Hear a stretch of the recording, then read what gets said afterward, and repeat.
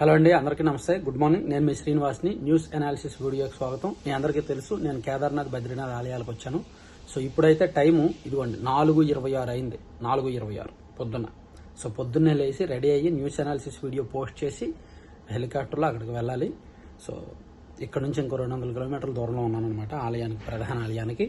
సరే, ఇక చూసుకుంటే ప్రధాన అంశాలన్నీ ఒక 15 నిమిషాల పాటు వీడియో అనాలిసిస్ చేస్తాను. మీరు అందరూ చివరి వరకు చూడండి అండ్ లైక్ చేయండి, షేర్ చేయండి. మీ మిత్రులందరికీ వీడియో లింక్ షేర్ చేసి మన ఛానల్ గురించి చెప్పడం మాత్రం మర్చిపోద్దు.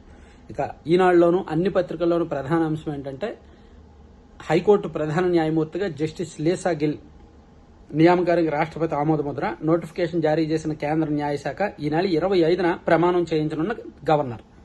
సో హైకోర్టు తొలి మహిళా సీజేగా రికార్డు. సో మన రాష్ట్ర హైకోర్టుకి తొలి మహిళ ప్రధాన న్యాయమూర్తిగా జస్టిస్ లీసా గిల్ రాబోతున్నారు. ఈ నెల 24వ తేదీన ప్రస్తుత ప్రధాన న్యాయమూర్తిగా ఉన్న జస్టిస్ ధీరజ్ సింగ్ ఠాకూర్ పదవి విరమణ చేయబోతున్నారు. ఆయన తర్వాత తదుపరి సీజేగా లీసా గిల్ ప్రమాణం చేస్తారన్నమాట 25వ తేదీ. అదొక ప్రధానమైన వార్త. అలాగే మాజీ సీఎం నాదెళ్ల భాస్కర్ రావు మరణించారు. ఆయనకి 91 ఏళ్లు. ఆయన ప్రధానంగా పార్లమెంట్ సభ్యుడిగా పనిచేశారు, ఆర్థిక మంత్రిగా పనిచేశారు, ముఖ్యమంత్రిగా పనిచేశారు, ఎమ్మెల్యేగా, ఎంపీగా చాలా పదవులు చేశారు. అయితే అత్యంత వివాదాస్పదమైన రాజకీయ చరిత్ర ఆయనది. ఎన్టీఆర్ గారు 1983 ఎన్నికల్లో గెలిచి ఏడాదికి పైగా పరిపాలించిన తర్వాత 1984లో ఎన్టీఆర్ గారు అమెరికా వెళ్ళినప్పుడు నాదెళ్ల భాస్కర్ రావు గారికి మొత్తం అప్పచెప్తే ఆయన ఎన్టీఆర్ గారు తిరిగి వచ్చినప్పుడు నాదెళ్ల భాస్కర్ రావు గారు ముఖ్యమంత్రి అయి కూర్చొని దిగడానికి ఇష్టపడాల కాంగ్రెస్ పార్టీ ఎమ్మెల్యేలతో కలిపి.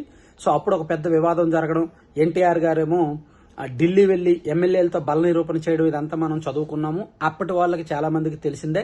సో అలా నాదెళ్ల భాస్కర్ రావు గారు ఒక వివాదాస్పద రాజకీయ నాయకుడిగా కూడా మారారు. అయితే దురదృష్టవశాత్తు ఆయన ఇటీవల ఇచ్చిన ఇంటర్వ్యూలు, ఆయన చర్మాంకంలో 85-86 ఇయర్స్ తర్వాత ఆయన ఇచ్చిన ఇంటర్వ్యూలు చంద్రబాబు గారి గురించి అండ్ అచ్చెన్నాయుడు గారి గురించి కొన్ని యూట్యూబ్ ఛానల్కి ఇంటర్వ్యూలు ఇచ్చి వివాదాస్పద అసభ్యకరమైన కామెంట్స్ కూడా చేశారు. సరే, ఏదైనా సరే ఆయన గురించి మనం తప్పు మాట్లాడకూడదు. ఎంతైనా పెద్ద ఆయన, ఎన్టీఆర్ గారికి ఒకప్పుడు వెన్నుగా నిలిచిన వ్యక్తి. సో ఆయన మరణించడం బాధాకరమైన విషయం. సో ఆయన కుటుంబానికి ప్రగాఢ సంతాపం తెలియజేస్తూ ఆయన కుమారుడు నాదెళ్ల మనోహర్ గారు ధైర్యంగా ఉండాలని మన ఛానల్ తరపున కోరుకుందాం. సో ఆయన న్యాయవాదిగా పనిచేస్తూ రాజకీయాల్లోకి వచ్చారనమాట. సో ఈ అంశం కూడా అన్ని పత్రికల్లో ప్రధాన వార్తగా వేశారు. ఇక మహాదేవుని దర్శనం, చార్ధామ్ యాత్రకు శ్రీకారంగా ఉత్తరాఖండ్లోని కేదార్నాథ్ ఆలయ ద్వారాలు బుధవారం తెరుచుకున్నాయి. సో బుధవారం ఆలయ ద్వారాలు తెరుచుకున్నాయి. ఈ రోజు గురువారం. ఈ రోజు ఆరుద్ర నక్షత్రం అండి. స్వామివారి పుట్టినరోజు ఈ రోజు. అంటే స్వామివారి పుట్టిన నక్షత్రం ఈ రోజునే నేను దర్శనానికి వెళ్ళడం నా సుకృతంగా నేను భావిస్తున్నాను. కుటుంబ సమేతంగా వెళ్తున్నా. ఇక తర్వాత ప్రధాని మోదీ అయితే డిజిటల్ ఉపవాసం పాటిస్తూ చార్ధామ్ యాత్ర చేయాలని, ఫోన్లు, సోషల్ మీడియాకు దూరంగా ఉండాలని ప్రధాని మోదీ పిలుపునిచ్చారనమాట. మరి ఆయన కూడా ఏదైనా ఆలయానికి వెళ్తే సోషల్ మీడియాలో పోస్ట్ చేయడం మానేస్తారా? ఆయన కూడా ఏదైనా ఆలయానికి వెళ్తే ఫోటోగ్రాఫర్లను తీసుకెళ్ళడం మానేస్తారా? అప్పుడు అందరం మానేద్దాం. జస్ట్ ఆస్కింగ్, డౌట్ అంతే నాకు. ఇక వితంతువులకు పింఛన్ భరోసా అని జూన్ నుంచి కొత్త వారికి 1.5 లక్షల మంది కొత్త వారికి పింఛన్లు ఇవ్వబోతుందంట ప్రభుత్వం. సో కూటమి ప్రభుత్వం 3వ వసంతంలోకి అడుగు పెడుతున్న శుభ సందర్భంలో జూన్ నెల నుంచి కూడా రాష్ట్ర వ్యాప్తంగా 1.53 లక్షల మందికి ఉంటారంట వితంతువులకి కొత్త వాళ్ళకి పింఛన్ ఇవ్వాలని ప్రభుత్వం సంకల్పించింది. ఈ కూటమి ప్రభుత్వం వచ్చిన తర్వాత ఎన్నో కొత్త పింఛన్ల కోసం 3 లక్షలకు పైగా దరఖాస్తులు వచ్చాయి. అందులో వృద్ధాప్య పింఛన్లు, వితంతు పింఛన్లు చాలా ఉన్నాయి. దీనిలో భాగంగా వితంతువులకు జూన్ నుంచి ఇవ్వాలని ఒక పెద్ద ప్రభుత్వం మీద ఒక పెద్ద ఒత్తిడి కూడా ఉంది. కొత్త పింఛన్లు ఇవ్వట్లేదు అని. సో ఆ కొత్త పింఛన్లు జూన్ నుంచి ఇవ్వబోతున్నారు. ఇది నిజంగా మంచి వార్త. ఇక పీపీపీ వైద్య కళాశాలల నిర్మాణం నెల రోజుల్లో ప్రారంభించాలి. త్వరలో AP state health investment policy, రాష్ట్రమంతా సంజీవిని ప్రాజెక్టు విస్తరణకు చర్యలు. సమీక్షలో సీఎం చంద్రబాబు. నిన్న వైద్యారోగ్య శాఖ సమీక్ష సందర్భంగా సీఎం చంద్రబాబు గారు ఏపీ మొత్తం స్టేట్ హెల్త్ ఇన్వెస్ట్మెంట్ పాలసీ అంట, పీపీపీ విధానంలో వైద్య కళాశాలల పనులు నెల రోజుల్లో ప్రారంభించేలా చర్యలు చేపట్టాలని ముఖ్యమంత్రి చంద్రబాబు ఆదేశించారు.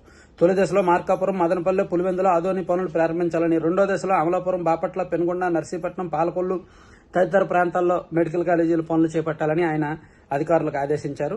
కానీ చాలా చోట్ల రాలేదు కదా, చాలా చోట్ల టెండర్లకు కూడా రాలేదు కదా. అయినా పనులు ప్రారంభించాలని ఆదేశించారంట. ఇక నిరవధిక విరమణ, యుద్ధం ముగింపునకు ఏకాభిప్రాయంతో రావాలి, అందుకు ఇరాన్ నేతలకు సమయం ఇస్తున్నా, అప్పటిదాకా దిగ్బంధనం కొనసాగుతుంది ట్రంప్ స్పష్టీకరణ. అయినా తగ్గని ఉద్రిక్తతలు, హార్మోజులో 3 నౌకలపై ఐఆర్జీసీ కాల్పులు, వాటిలో ఒకటి గుజరాత్కు వస్తున్నదే. మలి విడత చర్చలపై కానరాని స్పష్టత. సేమ్ గడిచిన 4-5 రోజుల నుంచి ఒకవైపు హర్మోజ్ జలసంధి దగ్గర అమెరికా వాళ్ళేమో అష్టదిగ్బంధనం చేశారు, నౌకలను కదలనీయట్లేదు. మరోవైపు ఆ హర్మోజ్ గుండా వెళ్తున్న ప్రతి నౌక మీద కూడా ఐఆర్జీసీ వాళ్ళు కాల్పులు చేస్తున్నారు. గడిచిన 4-5 రోజుల నుంచి ఇదే పరిస్థితి తలెత్తుతోంది. సో చర్చలు, అమెరికా సిద్ధంగానే ఉంది చర్చలకు, కానీ ఇరాన్ మాత్రం సిద్ధంగా లేదు. దానికి కారణం ఏంటంటే అమెరికా వాళ్ళు నెత్తి మీద తుపాకీ పెట్టి చర్చలకు రా అంటే వాళ్ళు కూడా ఎలా వస్తారు?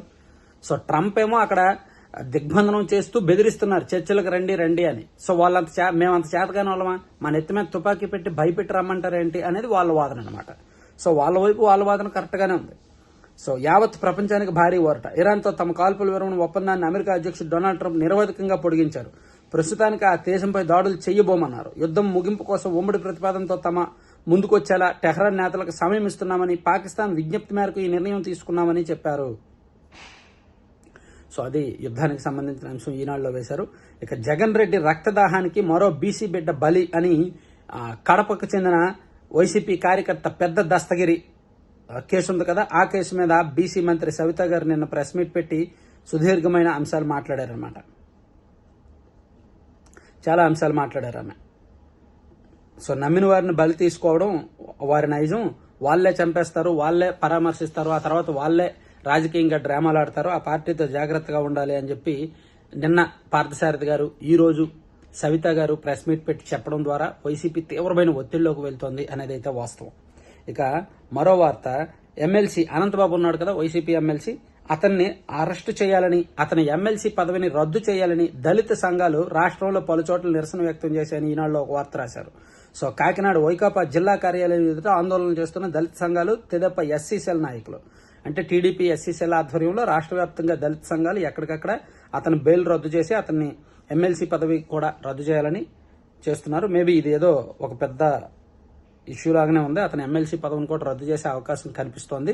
మరోవైపు అతని బెయిల్ రద్దు చేయాలని పోలీసులు కోర్టులో పిటిషన్ వేశారండి. కాకినాడకు చెందిన దళిత యువకుడు డ్రైవర్ వీధి సుబ్రహ్మణ్యం కేసులో ప్రధాన నిందితుడు ఎమ్మెల్సీ అనంత ఉదయ భాస్కర్ బెయిల్ రద్దు చేయాలంటూ పోలీసులు రాజమహేంద్రవరంలోని ప్రిన్సిపల్ జిల్లా సెషన్స్ కోర్టు జడ్జి కోర్టులో బుధవారం పిటిషన్ దాఖలు చేశారు. ఆయన బయట ఉంటే న్యాయ విచారణకు ప్రమాదమన్నారు. అనంతబాబు ప్రవర్తన చూస్తే కోర్టు నిబంధనల పట్ల గౌరవం లేదని అర్థమవుతోంది. ఈ కేసులో కీలక సాక్షులను అతని అనుచరులు కాకినాడలో ఒక అపార్ట్మెంట్కు బలవంతంగా తీసుకువెళ్లి బెదిరించారు, బంధించారు. నిందితుడికి అనుకూలంగా సాక్ష్యం చెప్పాలని డబ్బు ఆశ చూపించారు. దీనిపై పూర్తి ఆధారాలున్నాయి.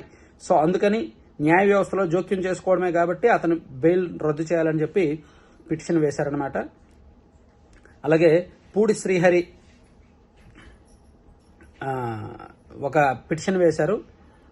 రిమాండ్ తిరస్కరిస్తూ ఇచ్చిన ఉత్తర్వులను హైకోర్టు సస్పెండ్ చేసిన నేపథ్యంలో అరెస్టు విషయంలో కఠిన చర్యలు తీసుకోకుండా పోలీసులను ఆదేశించాలంటూ వైకాపా ప్రధాన కార్యదర్శి పూడి శ్రీహరి మరో నిందితుడు గిరీష్ కుమార్ రెడ్డి వేసిన అభ్యర్థనను హైకోర్టు తోసిపుచ్చింది. అది మరో అంశం చూసుకోవచ్చు. ఇక పదే వివాదాలేంటి, ఫ్లెక్సీలపై ఫోటోల పేరుతో ఘర్షణలు సరికాదు. తెదేపా పిఠాపురం ఇన్ఛార్జి వర్మపై చంద్రబాబు అసహనం, తన మాటగా వర్మకు చెప్పాలని పల్లాకు ఆదేశం. సో పిఠాపురం నియోజకవర్గంలో పదే ప్రోటోకాల్ ఇష్యూస్, ఫ్లెక్సీల్లో ఫోటోల విషయంలో గొడవలు పడొద్దు, అక్కడ సమన్వయంతో పనిచేయాలి అని చెప్పి వర్మకు టీడీపీ కొంచెం గట్టిగానే వార్నింగ్ ఇచ్చినట్టు తెలుస్తోంది. ఇక ఉత్తరాంధ్ర ఆశల సాకారానికి మరో కీలక అడుగు. ముఖ్యంగా పిఠాపురం నియోజకవర్గంలో అర్థం చేసుకోవాల్సింది ఏంటంటే, వైసీపీ నుంచి పెండెం దొరబాబు వచ్చిన తర్వాతే అక్కడ వివాదాలు ఎక్కువ అవుతున్నాయి. పెండెం దొరబాబు గారు గతంలో పవన్ కళ్యాణ్ గారికి వ్యతిరేకంగా పనిచేసి కూటమి అధికారంలోకి వచ్చాక ఆయన జనసేనలోకి వచ్చి పవన్ కళ్యాణ్ గారి మనిషిగా పనిచేయడమే అక్కడ కొత్త వివాదాలకు తావిస్తుందనేది కూటమి పెద్దలు గ్రహించాలి. ఇక ఉత్తరాంధ్ర ఆశల సాకారానికి మరో అడుగు, నేరేడు బ్యారేజ్ నిర్మాణానికి తొలగిన అడ్డంకులు, గెజెట్తో అధికారికమైన వంశధార ట్రైబ్యునల్ తీర్పు, 70 కోట్లతో కొత్త డిపిఆర్కు ప్రతిపాదనలు. ఉత్తరాంధ్ర వాసులు ఎన్నాళ్లుగానూ ఎదురుచూస్తున్న నేరేడు బ్యారేజ్ నిర్మాణానికి అడ్డంకులు పోయేలా కీలక అడుగుపడింది. వంశధార ట్రైబ్యునల్ తీర్పును కేంద్ర గెజెట్ నోటిఫై చేసింది. 2021 ట్రైబ్యునల్ తీర్పు వెలువరించింది. నేరేడు బ్యారేజీ నిర్మాణానికి పచ్చజెండా ఊపింది. 2021 నుంచి ఈ తీర్పును కేంద్రం గెజెట్ నోటిఫై చేయలేదు. రాష్ట్రంలో ఎన్డీఏ ప్రభుత్వం ఏర్పడిన తర్వాత సీఎం చంద్రబాబు కేంద్ర జలవనరుల శాఖ అధికారులతోనూ మంత్రితోనూ కీలక సంప్రదింపులు జరపడంతో ఇది ఇచ్చారంట. ఇక గూగుల్ వచ్చే అప్పన్నకు ఆదాయం తెచ్చే సింహాచలం భూములకు 11 ఏళ్ల లీజు కంట. సో గూగుల్ డేటా సెంటర్ నిర్మిస్తున్నారు కదా, దానికి సింహాచలం ఆలయానికి చెందిన భూములు ఇస్తున్నారు. వాళ్ళకి 11 ఏళ్లకు లీజుకి ఇస్తున్నారు. సంవత్సరానికి 26 కోట్లు అప్పన్న స్వామికి ఆదాయం రాబోతోందన్నమాట. అంటే ఇవి దేవాలయ భూములు కదా, ప్రముఖ సంస్థకి ఇస్తున్నారు కదా 11 ఏళ్ల పాటు. సంవత్సరానికి 26 కోట్లు వాళ్ళకి ఆదాయం వస్తుంది. ఇక జగన్ హత్య రాజకీయాలపై విచారణ చేపట్టాలని చెప్పి Rajahmundry rural MLA Gorantla బుచ్చ Chowdary demand చేశారు. ఇక రెన్యూ సోలార్ ప్లాంట్ కు శంకుస్థాపన చేయబోతున్నారంటండి. ఈరోజు అనకాపల్లి జిల్లాలో పరిశ్రమలకు కేంద్రంగా మారుతోంది. క్లీన్ ఎనర్జీ రంగంలో ప్రధాన సంస్థల్లో ఒకటైన రెన్యూ సోలార్ కంపెనీ జిల్లాలోని రాంబల్లిలో ప్లాంట్ ఏర్పాటు చేయబోతోంది. ఈ మేరకు ఈరోజు శంకుస్థాపన చేయబోతున్నారు. ఇక వైసీపీ ప్రభుత్వం రాగానే న్యాయం చేస్తామని చెప్పి రోడ్ల నిర్మాణంలో ఇల్లు కోల్పోతున్న వారికి జగన్ హామీ ఇచ్చారు. జగన్మోహన్ రెడ్డి గారిలో ఒకటి కొత్త అలవాటు ఏంటంటే ప్రతి రాజకీయ నాయకుడికి ఉండేదే, ఆయన దగ్గరికి ఎవరైనా ఏదైనా వెళ్లి సమస్య చెప్తుంటే ఒక 3 ఏళ్ళలాగు మన ప్రభుత్వం వస్తుంది, వచ్చాక న్యాయం చేద్దాం అంటున్నారు. ఏమి న్యాయం చేస్తారు? మళ్ళీ రేపు పొద్దున్న కూడా ఇదే ఉంటే ఇలా ఆయన 2019కి ముందు ఎంతమందికి హామీ ఇవ్వాలా? ఎవ్వరు 2019కి ముందు కూడా జగన్మోహన్ రెడ్డి గారి దగ్గరికి ఎవ్వరు వెళ్లి ఏం అడిగినా నీకేం కావాలి, సిపిఎస్ రద్దా, వారంలో చేసేద్దాం మన గవర్నమెంట్ వచ్చాక, నీకేం కావాలి, జాబ్ క్యాలెండరా, సంవత్సరానికి ఒక జాబ్ క్యాలెండర్ ప్రకటిద్దాం మన గవర్నమెంట్ వచ్చాక, నీకేం కావాలి, ఇల్లు కట్టించాలా, 25 లక్షలు ఇల్లు కట్టిద్దాం మన గవర్నమెంట్ వచ్చాక, నీకేం కావాలి, అలా అడిగిన వాళ్ళకి అడగిన వాళ్ళకి అందరికీ మన గవర్నమెంట్ వచ్చాక అలా చేద్దాం ఇలా చేద్దామని వరాలు ఇచ్చారు. తీరా ఏమీ లేవు. అవన్నీ సాక్షి పేపర్లో తప్ప రియల్గా లేవు, కనిపించలేదన్నమాట. సో సాక్షి అంటే గుర్తొచ్చింది. మరి ఈరోజు సాక్షి చదవాలి కదా, ఉన్న 15 నిమిషాల్లో సాక్షిని ఒక 3 నిమిషాలైనా చదవకపోతే మనోభావాలు దెబ్బతింటాయి కదా. చదువుదాం.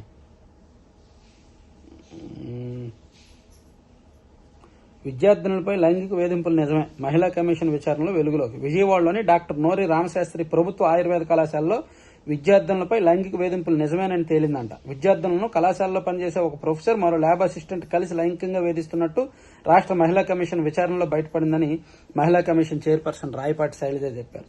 ఆమె కూడా పనిచేస్తున్నారని ఈ వార్త చూస్తే నాకు అర్థమైంది. రాయపాటి శైలజ గారు ఒకప్పుడు అమరావతి ఉద్యమం సమయంలో ఆమె పేరు వినిపించేది. ఆ తర్వాత కూటమి గవర్నమెంట్ వచ్చాక ఆమెకు మహిళా కమిషన్ చైర్పర్సన్ ఇచ్చారని ఒక వార్త చదివా. తర్వాత మళ్ళీ ఇప్పుడే ఆమె వార్త చదవడం. సరే, అది పక్కన పెడితే అప్పుల నెట్లో ఆసుపత్రులని సాక్షిలో ఒక బ్యానర్ వార్త రాశారండి. అప్పుల నెట్లో ఆసుపత్రులు, సర్కారు అప్పులకు ఆసుపత్రుల షూరిటీ, ఆరోగ్యశ్రీ చరిత్రలో వింత విధానానికి చంద్రబాబు ప్రభుత్వం నాంది. ఇప్పటికే 3.56 లక్షల కోట్లకు పైగా అప్పులు చేసి నెట్వర్క్ ఆసుపత్రుల బకాయిల కోసం విచిత్ర నిబంధనలు.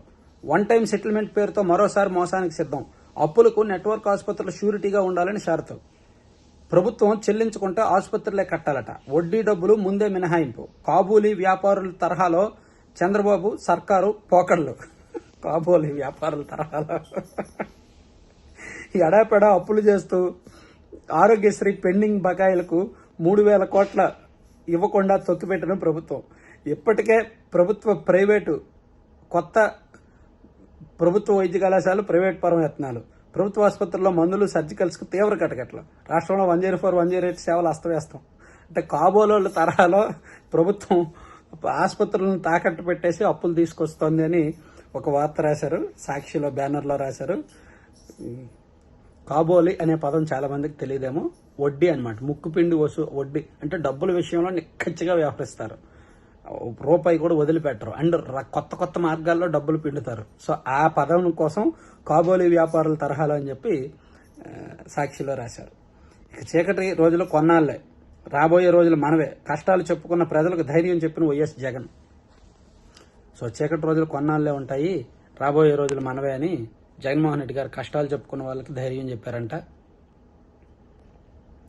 సో మరో వార్త సాక్షిలో చూసుకుంటే, పులివెందుల క్యాంపు కార్యాలయంలో ఏకధాటిగా ప్రజలతో మమేకం. ఏకధాటిగా ప్రజలతో మమేకం ఏంటి? ఆయన నియోజకవర్గంలో ఆయన ప్రజలతో ఆయన భేటీ అయితే ఏకధాటిగా మమేకం ఏంటి? ఏంటో భజనల్లో కూడా కొత్త పదాలు వెతుక్కుంటున్నారు. జై జగన్ నినాదాలతో మారుమోగిన క్యాంపు కార్యాలయం. అవును, ఆయన కార్యాలయం, ఆయన కార్యకర్తలు. జై జగన్ అనకపోతే జై చంద్రబాబు అంటారా? ఆయన ఆఫీస్లో భజనలో కూడా కొత్త భజనలు చేస్తున్నారు వీళ్ళు. ఇక గీతం భూదోపిడీకి చెక్ పెడతాం. విశాఖపట్నంలో వైఎస్ఆర్సీపీ నేతల హెచ్చరిక. గీతం వర్సిటీ భూముల్లో అక్రమ నిర్మాణాలకు వ్యతిరేకంగా ర్యాలీ, ఋషికొండలో వర్సిటీ ఎదుట బైఠాయింపు 2.5 గంటల పాటు నిరసన. అప్పుడు 70, ఇప్పుడు 55 ఎకరాలు చంద్రబాబు సర్కారు దారాదత్తం. అయితే గీతం యూనివర్సిటీ భూముల విషయంలో మాత్రం ప్రభుత్వానికి తప్పు కనిపిస్తోంది. ఇక సీమ ఆదాయం, అమరావతిలో ఖర్చు. రాష్ట్రంలో దారుణంగా ఆర్థిక దుర్వినియోగం జరుగుతోంది. 200 కోట్లు ఖర్చు చేస్తే సీమ లిఫ్ట్ పూర్తవుతుంది. రాజకీయ కారణాలతోనే దీనిపై చంద్రబాబు నిర్లక్ష్యం. రేవంత్ రెడ్డి వ్యాఖ్యలను ఇప్పటి వరకు ఆయన ఎందుకు ఖండించలేదు? పార్టీలకు అతీతంగా అందరూ ఉద్యమానికి కలిసి రావాలి. సీమ సాగునీటి ప్రాజెక్టులు సమాలోచనల సభలో గ్రేటర్ నేతలు. సో మొత్తానికి రాయలసీమ ప్రాజెక్టు విషయంలో వైసీపీ వాళ్ళు విపరీతమైన రాజకీయం చేయాలని చూస్తున్నారు, కానీ జనం పట్టించుకోవట్లేదు. పాపం రాయలసీమ జనం పట్టించుకోవట్లా వైసీపీ వాళ్ళ ఆందోళనలు, ఆవేదనను. ఇక ఆంధ్రజ్యోతికి వెళ్తే అమ్ముడు పోయారు అని ఒక బ్యానర్లో ఒక వార్త రాశారు. ఖైదీ భీముడు ఖరీదైన ఎస్కేప్, 50 లక్షలకు పైగా కట్టలతో కొట్టాడు. Warder, Jailer, doctor, court clerk, police అధికారులు అన్ని వ్యవస్థలను మేనేజ్ చేసిన వైనం. కోరుకున్న రేపల్లె జైలుకే రిమాండ్. గుండె నొప్పి పేరుతో గుంటూరు ఆసుపత్రికి, అక్కడి నుంచి కూల్గా పరారు. ప్రభుత్వానికి అంతన అంతర్గత నివేదిక. ఓహో, అతను మోసాలు చేయడంలో ఆరితేరాడు. 4 రాష్ట్రాల్లో 32 కేసుల్లో నిందితుడు. Most wanted criminal. పేరు భీముడు అజిత్ కుమార్.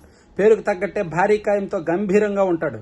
అరెస్ట్ తర్వాత గుండె నొప్పి పేరుతో ఆసుపత్రిలో చేరాడు. తర్వాత చాలా కూల్ గా బయటకు వచ్చేసి ఆటో ఎక్కి పారిపోయాడు. ఇదో గ్రేట్ ఎస్కేప్. దీనికోసం అతను పెట్టిన ఖర్చు 50 లక్షలకు పైగా. జైలు వార్డర్ నుంచి పోలీసు ఉన్నతాధికారుల వరకు వేలు లక్షలు విసిరేశాడు. చల్లగా తప్పించుకున్నాడు. డబ్బులతో కొడితే ఎవరినైనా వదిలేస్తారా, అంతగా అమ్ముడుపోవడమేనా అంటూ జైళ్ల శాఖలో, అటు పోలీసు శాఖలో ఇప్పుడు ఇదో చర్చ. దీనిపై ప్రభుత్వానికి ఇప్పటికే అంతర్గత నివేదిక అందింది. అబ్బా, జైల్లో రిమాండ్ ఖైదీగా ఉన్న వ్యక్తి 50 లక్షల పోలీసులకు ఉన్నతాధికారులకు లంచం ఇచ్చి కూల్గా తప్పించుకున్నాడని ఆంధ్రజ్యోతిలో ఒక మంచి ఇంట్రెస్టింగ్ వార్త వేశారండి. ఈరోజు పెద్ద ఇంట్రెస్టింగ్ వార్త అది. అండ్ దోస్త్ మేరా దోస్త్ అని అనంతబాబు కేసులో పోలీసులు వింత వైఖరి. అనంతబాబుతో పోలీసులు కలిపి డ్రామాలు ఆడుతున్నట్టుగా ఇచ్చారు. సన్నిహితుడికి సర్పవరం సిఐగా పోస్టింగు. డ్రైవర్ కేసు నమోదైంది ఆ స్టేషన్లోనే. వైసీపీ హయాం నుంచే 2 చెట్టుపట్టాలు. వివాదాస్పదంగా పోలీసు అధికారుల తీరు. అనంతబాబు సతీమణి అడిగే ప్రశ్నలు లీక్. అరెస్టు సమాచారం ఉప్పందించాలా చర్యలు. మొదలైన అనంతబాబు వేట 5 పోలీసు బృందాలు గాలింపు. ఒకవైపు అనంతబాబు కేసుల మీద పోలీసుల వేట మమ్మరంగా సాగుతూ, మరోవైపు పోలీసు శాఖలో కొంతమంది అనంతబాబు నుంచి లబ్ధిదారులు ఉంటారు కదా. అనంతబాబు వైసీపీ అధికారంలో ఉన్నప్పుడు అనంతబాబు ఉప్పు తిన్నోళ్ళు, మోచేతి నీళ్లు తాగిన వాళ్ళు కొంతమంది ఉన్నారుగా పోలీసు శాఖలో. వాళ్ళు అక్కడ విధులు నిర్వహిస్తుండటంతో వాళ్ళు అనంతబాబుకి సన్నిహితంగా ఉంటూ లీకులు ఇస్తున్నారంట. అలా చేయండి, ఇలా చేయండి అని.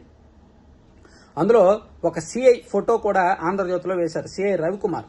సో గతంలో అతను అనంతబాబుకి సన్నిహితుడిగా ఉన్నారంట. సో ఆయన ఇప్పుడు కీలకమైన స్థానంలో ఉన్నారంట. ఏంటో కూటమి ప్రభుత్వ చేతగానితనాన్ని ఆంధ్రజ్యోతి వాళ్ళు భలే బయట పెడతారులే. ఇక హైకోర్టు తొలి మహిళా సీజ. సముద్ర గర్భం కేబుల్ను ధ్వంసం చేస్తాం, మా వార్డు రేవుల దిగ్బంధనం ఆగకపోతే దాడి తప్పదు. ఇరాక్ ఇస్లామిక్ రెవల్యూషనరీ గార్డ్స్ హెచ్చరిక. నేడే పోలింగు. బెంగాల్ తొలి దశలో 152 స్థానాలకు అండ్ తమిళనాడులో ఒకే విడతలో నేడు. సో ఈరోజు అత్యంత కీలకమైన ఘట్టానికి తెర పడబోతోంది. సో నేను నెక్స్ట్ వీడియోలో తమిళనాడు అండ్ బెంగాల్ ఎన్నికలకు సంబంధించి కీలకమైన వీడియో చేస్తాను. సో ఎవరు గెలిచే అవకాశం ఉంది ఏంటనేది. సో ఆల్మోస్ట్ ఇదేనండి 3 పత్రికల్లో వార్తాంశాలు. సో చివరి వరకు చూసిన ప్రతి ఒక్కరికి ధన్యవాదాలు. మరో కీలకమైన అంశంతో మళ్ళీ కలుద్దాం. తేనె పూసిన కత్తులు. Honey trap mastermind lady don Chinni. మహిళలు యువతులను ప్రయోగించి ట్రాప్. వలలో చిక్కిన వారికి నగ్న వీడియోలు చిత్రీకరణ. ఆపై వారిని బెదిరించి లక్షల వసూలు. హనీ ట్రాప్ ముఠాలో కొంతమంది కిలాడి లేడీలు, వారిలో కొందరు సొంతంగా దందా. పంపకాల్లో తేడా, ఆధిపత్యంతో గుట్టిరట్టు. అనంతపురంలో 100 మందికి పైగా బాధితులు. పోలీసు అధికారులు, సిబ్బంది పాత్రపైన ఆధారాలు. 2 సిఐలు వీఆర్కు, జాబితాలో మరికొందరు. Honey trap mastermind lady don Chinni అంట. మహిళలు యువతులను ప్రయోగించి ట్రాప్ చేసి నగ్న వీడియోలు చిత్రీకరించి వారిని వాడుకొని వారితో బిజినెస్ చేసుకుంటుంది, లక్షలు దండుకుంటోంది అని అనంతపురం జిల్లాకు సంబంధించి ఒక ఇంటర్నల్ క్రైమ్ని ఆంధ్రజ్యోతిలో ఇచ్చారు. ఆంధ్రజ్యోతిలో మొత్తానికి అన్ని ఇంట్రెస్టింగ్ వార్తలు వచ్చాయి ఈరోజు. సో ఇవ్వండి 3 పేపర్ల news analysis video. Thank you very much.